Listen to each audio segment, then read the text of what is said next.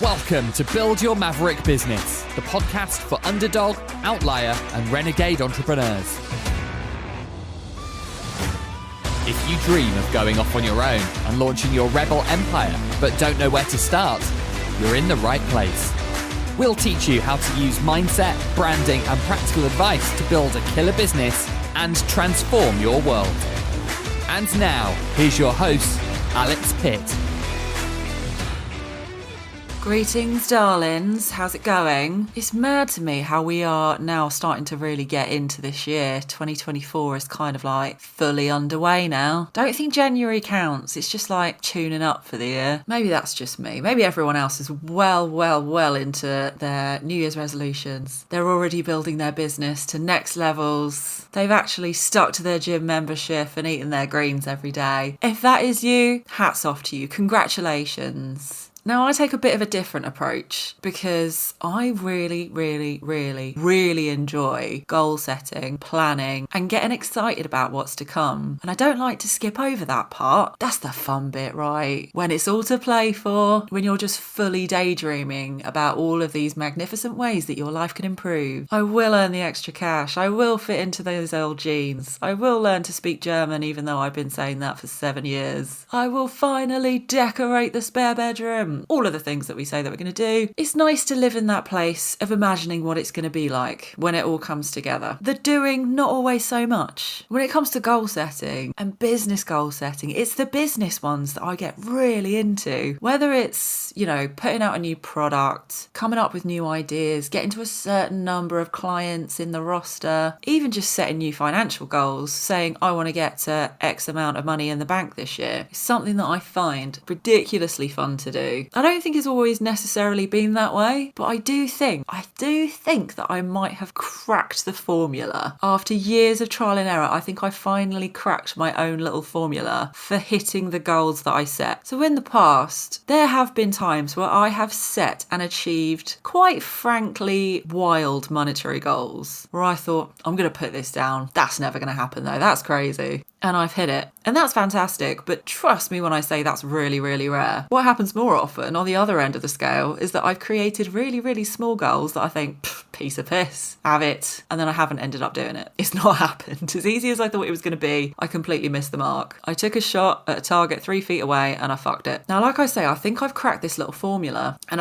obviously I'm going to share it all with you. Otherwise, this would be a shit podcast episode. And I'm thinking what I might do is build this into some kind of ebook where you can actually put your ideas down and track it, and there'll be a few more prompts in there. So if that's something that you're interested in, drop me a message, because if no one wants it, I'm just not going to do it. I've got so many other things to do.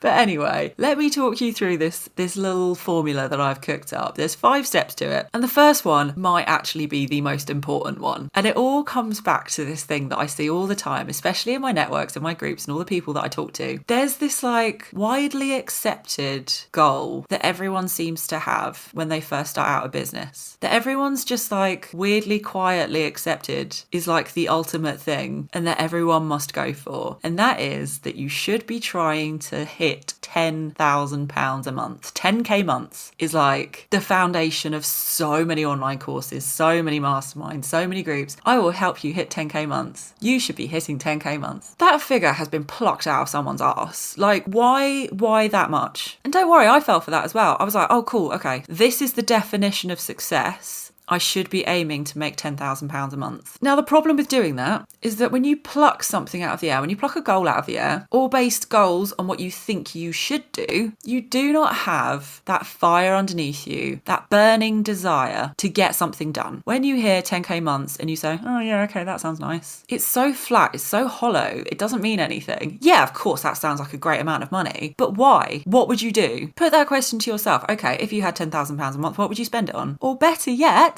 actually sit down with a pen and paper and say, what will achieving this goal that you're setting actually do for you? Now, it doesn't have to be a monetary thing, right? It can be, I just want to grow a network of people internationally. I want to have my business operate in 5 different countries. Why do you want that? What positive impact will that have on your life? This comes back to something that I talk about in the Hardwired for Profit Money Mindset course that I've only just recently released. And it's that money itself, numbers on a screen, don't really mean anything. The car that you drive is just a a feat of engineering. It's going to get you from A to B the same as a Nissan Micra would if you're driving a Lamborghini, right? It's the way that those things make you feel. That's where the substance really is. So sit down and say what you want to achieve and why that thing is going to change your life. Why it's going to make you feel really, really fucking happy. If it is a monetary thing, then that can be an extra £300 a month. That can be just getting one client on retainer. It doesn't have to be a huge thing, but you have to understand why that is going to make such a deep impact on the way you live your day to day. So that's number one. Get very specific about what that goal is and why you want to hit it. Number two, be realistic.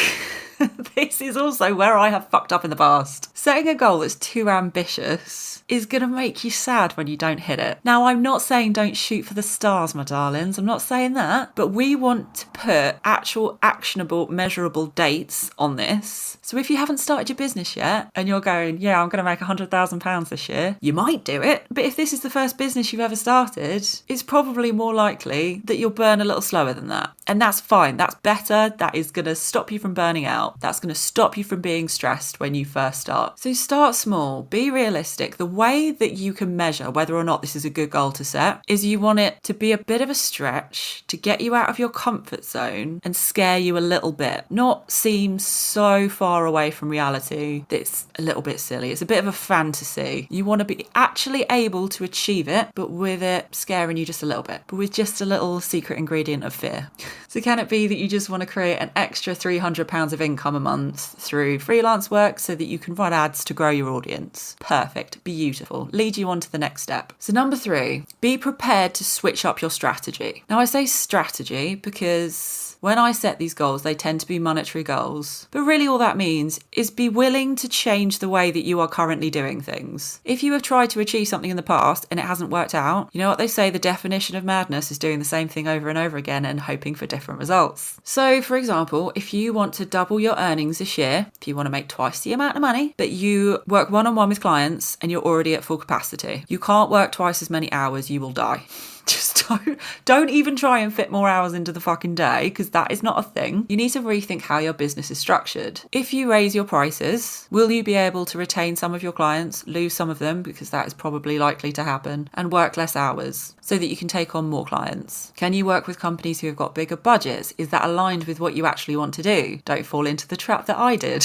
Can you just build some passive income into your business? Look at how you've been doing things in the past to not hit those goals and work out how you can change the way that you run to support getting to where you want to be. So next up, and this is very rooted in the day-to-day, you need to build a framework for yourself that you can actually stick to. Now, say for example that we're not talking about business, that this is a fitness goal that you're trying to achieve and you want to be able to run a marathon in a certain amount of time. You would look at how many miles you need to be able to run, how many miles you can run right now, and then work out how much training you can fit into a week. You can only be realistic about how much training you can do in a week based on how much time you actually have. The same applies here. If you look at your goal, which is, I want to have an extra 1,000 followers on Instagram in 6 months' time, you need to be dedicating time, resources, and energy to get there. You need to be posting on social media, or you need to hire somebody who's going to be able to do that for you, and you need to be checking in with them. This is where you need to be really, really honest with yourself. Don't say to yourself, I'm going to come home after my day's work and spend 3 hours working on the business, eat a pot noodle, fall asleep, wake up and do it again. So this is where you can reverse engineer it a little bit. If you say, okay, well, realistically to do that, I can only actually spare half an hour a day. If the time frame needs to be a bit longer, fine, it can be a bit longer. Getting there slower is a lot better than not getting there at all. So schedule in time, work out when you're going to dedicate time to actually trying to hit your goals, put it on a spreadsheet, put it in front of you, put it on the fridge, make sure that you are sticking to that timetable, to that allocated amount of time that you are going to spend to get to where you want to be. And finally, track that shit. Break everything down into where you need to be weekly, monthly, in little actionable chunks. So if that goal is 1,000 followers in 6 months, how many followers should you have after 1 month, after 2, etc.? If it's a monetary goal, break it down. How much should you have made this month? Have you hit it? Make your goals measurable, actionable, actionable and broken down into small chunks so you can know before you get to the end of this time period whether or not you're actually on track to get there. If you don't check in regularly, you just won't do it.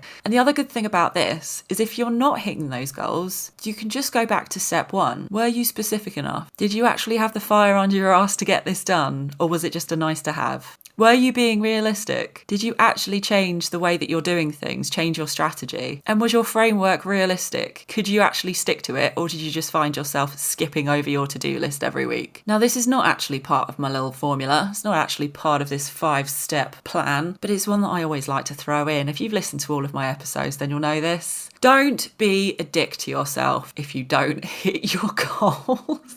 Never be mean to yourself. For God's sake, running a business is hard enough. You just have to remember that you will get there in the end if you care enough about what you're doing. There are metrics, there are steps you can take, and there are ways that you can make it easier on yourself. Just never be a dick to your own brain, to your own achievements. Because I know you lot, you're trying your best, and you will get there. All right, my loves, that's it for me for this week. I will catch you here next time. If you love what you're hearing in this podcast, but you are still yet to start that rebel empire of your own, I've got something that might help. Head over to the show notes of this episode where you will find a free 7-step action plan to kickstarting your first side hustle. It's got pretty pictures, it's got activities. What more could you want, my loves? Get it downloaded, try it out, let me know how you get on.